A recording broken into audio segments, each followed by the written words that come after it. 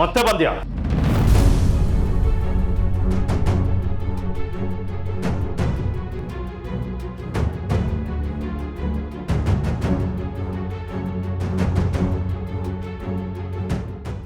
ಇಲ್ಲೇನ್ ಮಾಡ್ತಾ ಇದ್ಯಾ? ಅದು ಆಚೆ ತುಂಬಾ ಚಳಿ ಇತ್ತು, ಅದಕ್ಕೆ ಬೆಡ್ಶೀಟ್ ತಗೊಂಡು ಹೋಗೋಣ ಅಂತ ಬಂದೆ.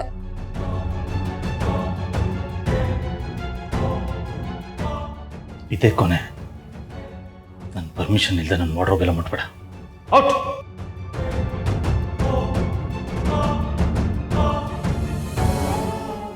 ಬೆಡ್ಶೀಟ್ ಕೊಟ್ಬಿಟ್ರೆ ತಲೆದಿಂಬು ಯಾರು ಕೊಡ್ತಾರೆ? ಔಟ್!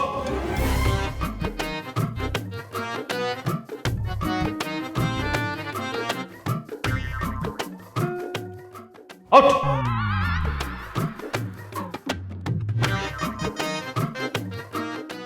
ಇದೇ ಕೊನೆ. ನನ್ನ ಪರ್ಮಿಷನ್ ಇಲ್ಲದೆ ನನ್ನ ವಾರ್ಡ್ರೋಬ್ ಎಲ್ಲ ನೋಡ್ಬೇಡ. AJ ವಾರ್ಡ್ರೋಬ್ ಮುಟ್ಬೇಡ ಅಂತ ಹೇಳ್ತಿದ್ದಾರೆ ಅಂದರೆ ನಂಗೆ ಬೇಕಾಗಿರೋ ಸಾಕ್ಷಿ ಎಲ್ಲ ಅಲ್ಲೇ ಇದೆ ಅಂತ ಅನಿಸುತ್ತೆ. ಆದಷ್ಟು ಬೇಗ ಸಾಕ್ಷಿನ ನನ್ನ ಕೈಗೆ ಸೇರೋ ಹಾಗೆ ಮಾಡಬೇಕು.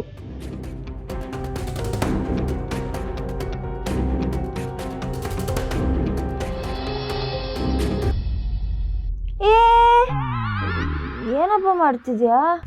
ಸೆಟ್ಟಿಗೆ ಬಂದಿರೋ ಅಭಿಮಾನಿನ ಹಾಗೆ ಕಳಿಸ್ತಿದ್ಯಾ? ನೋ, ನೀವೆಲ್ಲ ಊಟ ಮಾಡ್ಕೊಂಡೇ ಹೋಗಬೇಕು.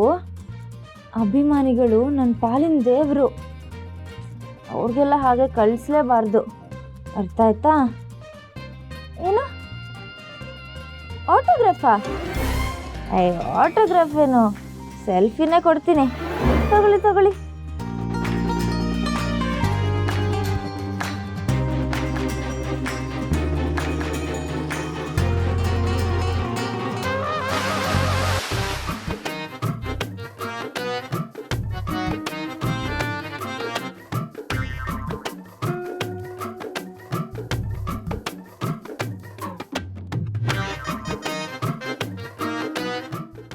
ನೀವಾ? ನಾನೇನೋ ಮಳೆ ಬಂತು ಅಂತ ಅನ್ಕೊಂಡೆ.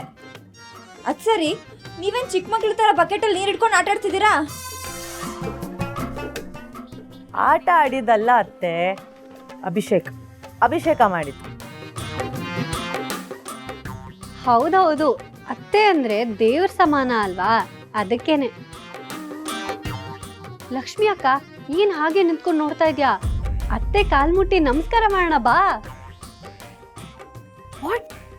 ಅತ್ತೆ ಏನು ಸ್ನಾನನೇ ಮಾಡಿಲ್ಲ, ಅವ್ರ ಕಾಲ್ ಮುಟ್ತೀಯಾ? ಓ ಹೌದಲ್ವಾ, ಮರ್ತೇ ಬಿಟ್ಟೆ. ಏನತ್ತೆ ನೀವು, ನಮ್ಮನೆ ಕೆಲ್ಸದವರೆಲ್ಲ ಎದ್ದು ಸ್ನಾನ ಮಾಡಿ ಕೆಲಸ ಶುರು ಮಾಡಿದ್ದಾರೆ. ಈ ಮನೆ ಯಜಮಾನಿ ಅನ್ನಿಸ್ಕೊಳಕ್ಕೆ ಕಾಲ್ ಮೇಲೆ ಕಾಲ್ ಹಾಕೊಂಡು ಕೂತ್ಕೊಂಡು ಪೋಸ್ ಕೊಟ್ರೆ ಸಾಲದು, ಜವಾಬ್ದಾರಿಗಳನ್ನ ನಿಭಾಯಿಸ್ಬೇಕು. ಅಷ್ಟೇ ಅಲ್ಲ, ಎಲ್ರಿಗಿಂತ ಮುಂಚೆ ಎದ್ದೇಳ್ಬೇಕು. ಮನೇಲಿ ಎಲ್ರಿಗೂ ಕಾಫಿ ಕೊಡ್ಬೇಕು, ಏಜೆಗೆ ಏನ್ ಬೇಕು ಏನ್ ಬೇಡ ಅದನ್ನ ನೋಡ್ಕೋಬೇಕು. ಆಮೇಲಿಂದ ಮನೆಯಲ್ಲಿ ಏನೂ ತಪ್ಪಾಗ್ದಿರೋ ಹಾಗೆ ನೋಡ್ಕೋಬೇಕು. ಅಕಸ್ಮಾತ್ ತಪ್ಪಾದ್ರೆ ಅದಕ್ಕೆ ಪನಿಷ್ಮೆಂಟು ತಗೋಬೇಕು. ಏನತ್ತೆ ನೀವು, ನಮ್ಮ ಮನೆ ಕಳಶ ನೀವು. ಬೇಗ ಎದ್ದು ನಮ್ಗೆಲ್ಲ ದರ್ಶನ ಕೊಡ್ಬೇಕು. ಅಂಥದ್ರಲ್ಲಿ ನೀವೇ ಹೀಗೆ ಮುಸ್ಕಾಕೊಂಡು ಮಲ್ಕೊಂಬಿಟ್ರೆ ಹೇಗೆ?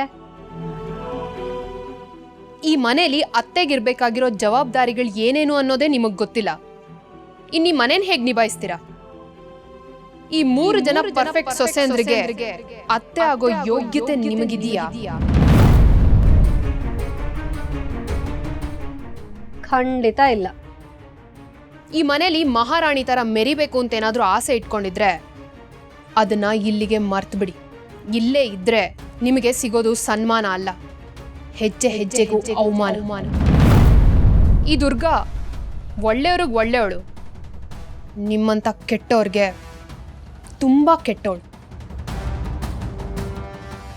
ಇರೋ ಅಲ್ಪ ಸ್ವಲ್ಪ ಮಾನನಾದ್ರೂ ಉಳಿಬೇಕು ಅಂದ್ರೆ ಇಲ್ಲಿರ್ಬೇಡಿ, ಹೋಗ್ತಾ ಇರಿ. ಸಹಿಸ್ಕೊಳ್ಳೋ ತಾಕತ್ತಿದೆ ಅಂದ್ರೆ ಇಲ್ಲೇ ಇರಿ.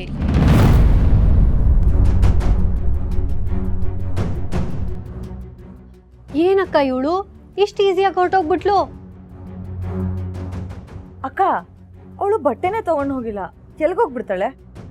ಈಗ ಹೋಗ್ಲಿಲ್ಲ ಅಂದ್ರು ಒಂದಲ್ಲ ಒಂದಿನ ಹೋಗೇ ಹೋಗ್ತಾರೆ. ನಾವು ಅವ್ರಿಗೆ ಮಾಡೋ ಸೇವೆಗೆ ಜೀವನ ಪರ್ಯಂತ ಅಲ್ಲ 4 ದಿನನೂ ಇಲ್ಲಿ ಉಳಿಯಲ್ಲ.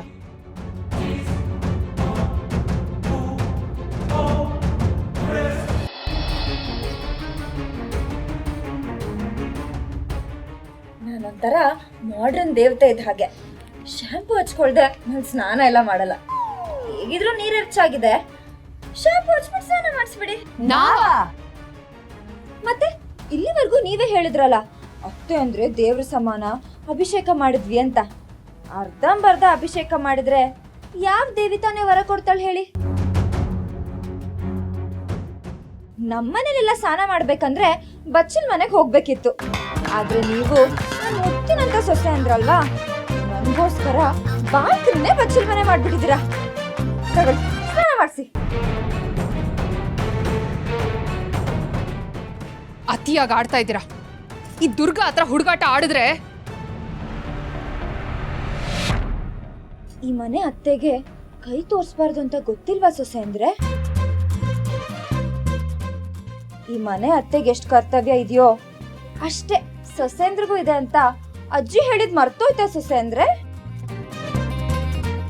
ಅತ್ತೆ ಕಾಲಲ್ಲಿ ತೋರಿಸಿದ್ನ ಸೊಸೆಂದ್ರು ತಲೆ ಮೇಲೆ ಹೊತ್ಕೊಂಡು ಮಾಡ್ಬೇಕು.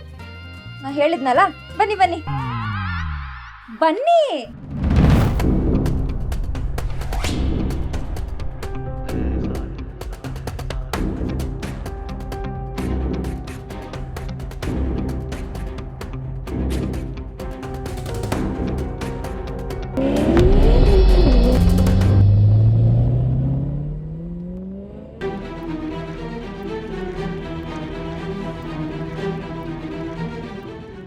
ಅಮ್ಮ, ಈಗಲಾದರೂ ಹೇಳು, ಎಲ್ಲಿಗೆ ಹೋಗ್ತಾ ಇದೀವಿ ನಾವು? ಒಳ್ಳೆ ಕೆಲಸಕ್ಕೆ ಹೊರಟಿರುವಾಗ ಎಲ್ಲಿಗೆ ಅಂತ ಕೇಳಬಾರ್ದು. ಸುಮ್ಮನೆ ನೀ ಡ್ರೈವ್ ಮಾಡು. ಅಮ್ಮ, ನಿನಗೆ ಗೊತ್ತಿದೆ ಅಲ್ವಾ, ಸಾಕಷ್ಟು ಜವಾಬ್ದಾರಿ ಇರುತ್ತೆ ನನಗೆ. ಪ್ರಿಯಾರಿಟಿ ಮೇಲೆ ಕೆಲಸ ಮಾಡ್ತಾ ಇರ್ತೀನಿ ನಾನು. ಎಲ್ಲಿಗೆ ಹೋಗ್ತಾ ಇದೀವಿ ಅಂತ ಹೇಳು. ಇದು ನಿನ್ನ ಜವಾಬ್ದಾರಿನೇ ಕಣೋ. ಅದೇನೋ ಪ್ರಯಾರಿಟಿ ಅಂದ್ಯಲ್ಲ, ಅದೇ ಇದು.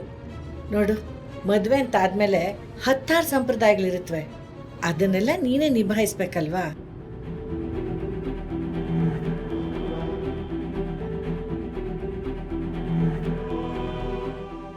ಅಮ್ಮ, ಪ್ಲೀಸ್ ಅರ್ಥ ಮಾಡ್ಕೊ. ನಂಗೆ ಸೀರಿಯಸ್ಸಾಗಿ ಟೈಮ್ ವೇಸ್ಟ್ ಆಗ್ತಾ ಇದೆ. ನಾನು ನಿಮಗೆ ಬೇಡ ಅಂತ ಹೇಳಿಲ್ಲ ತಾನೆ. ನಿಮ್ಗೆ ಏನು ಶಾಸ್ತ್ರ ಬೇಕೋ ಅದನ್ನು ಮಾಡ್ಕೊಳ್ಳಿ, ಬಟ್ ನನ್ನನ್ನು ಕರಿಬೇಡಿ. ಚೆನ್ನಾಗಿದೆ ನೀ ಹೇಳೋದು. ಮದುವೆ ಗಂಡ ಇಲ್ಲದೆ ತಾಳಿ ಕಟ್ಸು ಅಂತ ಹೇಳ್ದಾಗಾಯ್ತು ನೀ ಹೇಳಿದ್ದು. ನೋಡು ಪುಟ್ಟ, ಲೀಲಾ ತಾಳಿಗೆ ಕರಿಮಣಿ ಪೋಣಿಸ್ಬೇಕು. ಗಂಡ ಆಗಿ ನೀನು ಅವಳಿಗೆ ಕರಿಮಣಿ ಕಾಲ್ಗೆಜ್ಜೆ ಕೊಡಿಸ್ಬೇಕು. ಮನೆ ಹಿರಿಯಳಾಗಿ ಈ ಕೆಲಸ ಮಾಡಿಸೋ ಜವಾಬ್ದಾರಿ ನಂದು. ಪುಟ್ಟ, ನನಗೆ ಗೊತ್ತು ನನ್ನ ಮಗ ನನ್ನ ಮಾತಿಗೆ ಇಲ್ಲ ಅನ್ನಲ್ಲ ಅಂತ. ಅಮ್ಮ,